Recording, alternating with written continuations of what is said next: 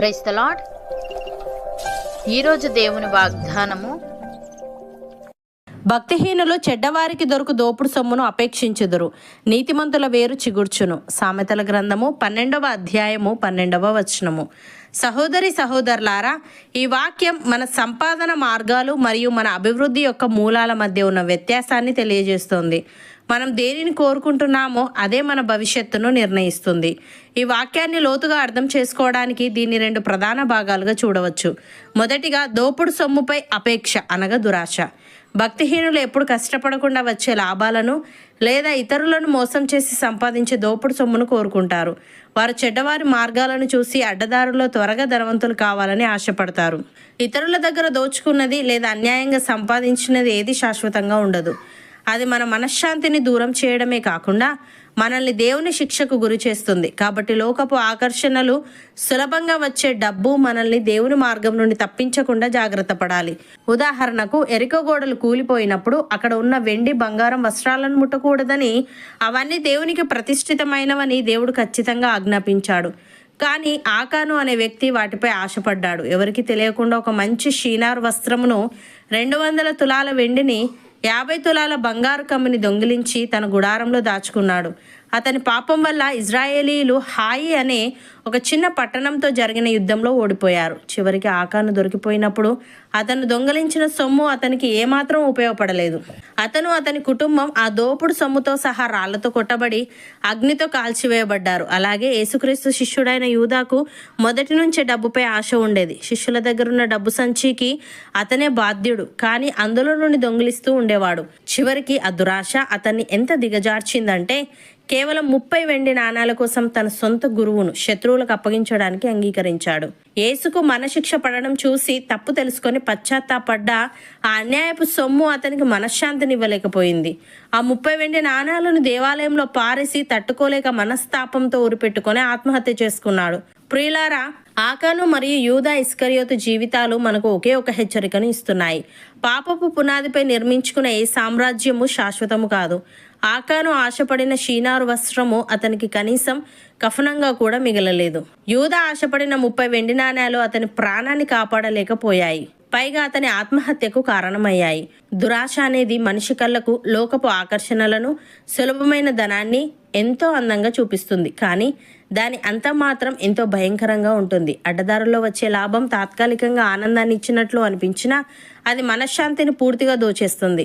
అంతిమంగా దేవుని ఉగ్రతకు, శిక్షకు గురి చేస్తుంది. కాబట్టి నీతిగా బ్రతుకుతూ కష్టార్జితాన్ని నమ్ముకొని దేవుడు మనకిచ్చిన దానితో తృప్తి కలిగి జీవించడమే నిజమైన ధన్యత.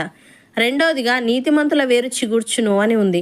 నీతిమంతుడు పరుల సొమ్మును ఆశించాడు. అతడు తన స్వహస్తాలతో కష్టపడి దేవునిపై ఆధారపడతాడు. అతని ఎదుగుదల బయటకు వెంటనే కనిపించకపోయినా అతని వేరు లోపల బలంగా ఉంటుంది.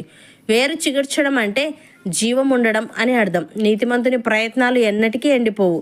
దేవుని కృప అనే నీరు అతనికి అందుతుంది కాబట్టి అతను సరైన సమయంలో ఫలించి అభివృద్ధి చెందుతాడు. నీతిమంతుడు అన్యాయపు లాభాల మీద ఆధారపడడు కాబట్టి అతని ఎదుగుదల స్థిరంగా మరియు గౌరవప్రదంగా ఉంటుంది. అది ఒక ఆరోగ్యకరమైన చెట్టులాగా దినదినాభివృద్ధి చెందుతుంది. ఉదాహరణకు, యోసేపు జీవితం మొదట్లో ఎన్నో కష్టాలతో, అపనిందలతో కూడుకున్నది. అన్నలు అతన్ని అమ్మివేశారు. పోతిఫర్ భార్య అబద్ధపు నింద వేయడం వల్ల జైలుకు వెళ్ళాడు. కానీ ఏ పరిస్థితుల్లోనూ అతడు నీతిని వదలలేదు. పరుల సొమ్మును లేదా పాపపు ఆకర్షణలను ఆశించలేదు. జైలులో ఉన్న, బానిసగా ఉన్న యోసేపు దేవునిపై నమ్మకం ఉంచాడు. అతని ఆత్మీయ వేరు దేవుని కృపలో బలంగా నాటుకుంది. సరైన సమయం వచ్చినప్పుడు దేవుడు అతన్ని జైలు నుండి హెచ్చించి ఐగుప్తు దేశానికే ప్రధానమంత్రిని చేశాడు. క్షామం వచ్చినప్పుడు తన కుటుంబాన్ని, దేశాన్ని పోషించే స్థాయికి అతడు ఫలించాడు. శ్రమలలో ఎండిపోకుండా చిగుర్చిన గొప్ప నీతిమంతుడు యోసేపు. అలాగే దావీదుకు ఇజ్రాయేలు రాజు అవుతావని సమూయేలు ప్రవక్త ద్వారా అభిషేకం జరిగింది. అయినప్పటికీ అప్పటి రాజు సౌలు దావీదును చంపాలని అరణ్యాల్లో తరుముతున్నప్పుడు కూడా దావీదు రాజ్యాన్ని అన్యాయంగా లేదా తొందరపడి లాక్కోవాలని చూడలేదు. సౌలును చంపే అవకాశం 2 సార్లు దావీదు చేతికి వచ్చినా దేవుడు అభిషేకించిన వానిని నేను ముట్టను అని నీతిని కాపాడుకున్నాడు. రాజు కాకముందు, ఆయన తర్వాత కూడా దేవుడే తన దుర్గము అని నమ్మాడు. దావీదు కాలయాపన చేసినట్లు అనిపించినా దేవుడు నిర్ణయించిన సమయంలో అతని వేరు చిగుర్చింది. ఇజ్రాయెల్ చరిత్రలోనే అత్యంత గొప్ప రాజుగా హెచ్చించబడ్డాడు. అతని సింహాసనం స్థిరంగా మార్చబడింది. ప్రియులారా, యోసేపు దావీదుల జీవితాలు మనకు నిరూపించే సత్యం ఏమిటంటే దేవుని సమయం ఎప్పుడూ తప్పు అవ్వదు. లోకానికి వారిద్దరి జీవితాలు మొదట్లో ఎండిపోయినట్లు, అనగదొరక్కబడినట్లు కనిపించాయి.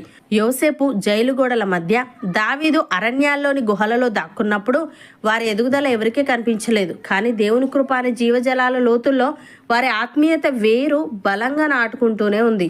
నీతిమంతుని మార్గం ఒకే రోజులో ఫలితాన్ని ఇవ్వకపోవచ్చు, కానీ అది దేవునిచే ఆశీర్వదించబడింది. అడ్డదారుల్లో అన్యాయపు లాభాలతో వచ్చే ఎదుగుదల వేరు లేని మొక్క లాంటిది. కొద్దిపాటి ఎండకే అది ఎండిపోతుంది.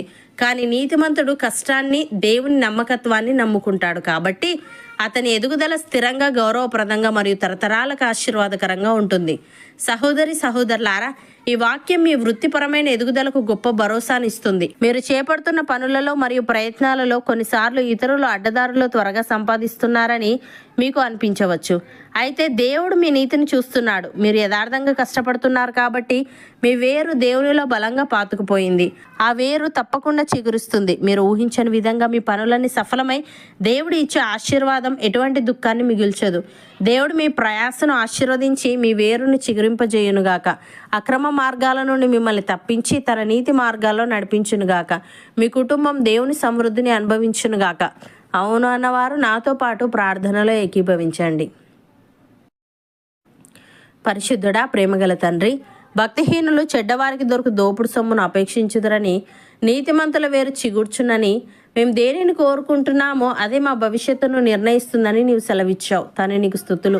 దేవా, దురాశ అనేది మనిషి కళ్ళకు లోకపు ఆకర్షణలను, సులభమైన ధనాన్ని ఎంతో అందంగా చూపిస్తుంది. కానీ దాని అంతా మాత్రం ఎంతో భయంకరంగా ఉంటుంది. గనుక అడ్డదారుల్లో వచ్చే లాభం తాత్కాలికంగా ఆనందాన్ని ఇచ్చినట్లు అనిపించినా అది మా మనశ్శాంతిని పూర్తిగా దోచేస్తుంది. కనుక లోకపు అక్రమ సంపాదన వైపు మా మనస్సు మళ్ళకుండా నీ కృప అనే జీవజలాల లోతుల్లో మా ఆత్మీయ వేరును మేము స్థిరపరచుకునే వారంగా ఉండుటకు సహాయము దయచేయమని, యోసేపు వల్ల ఎలాంటి అపనిందలు, శ్రమలు ఎదురైనా నీతిని వదలని స్థిరత్వాన్ని, దావీదు వల్ల నీ సమయం కోసం కనిపెట్టే ఓర్పును మేము కలిగి ఉంటూ ఆకాను వలె శాపగ్రస్తమైన దోపుడు సొమ్మును ఆశించే మనస్సు గాని, యూదా వలె ధనాశకు లోబడి ఆత్మీయంగా దిగజారిపోయే స్వభావము గాని మా దరి చేరనీయకుండా నీ నీతి మార్గంలోనే నడుస్తూ స్థిరమైన, గౌరవప్రదమైన అభివృద్ధిని మేము పొందుకున్నటకు కృప చూపమని, ఈ వాగ్దానాన్ని విశ్వసిస్తున్న ప్రతి ఒక్కరిని నీవు ఆశీర్వదించి వారి ప్రయాసాలన్నింటినీ సఫలం చేసి వారి వేరును నీ కృపలో నిరంతరం చిగురింపజేయమని యేసుక్రీస్తు నామమున ప్రార్థిస్తున్నాము తండ్రి.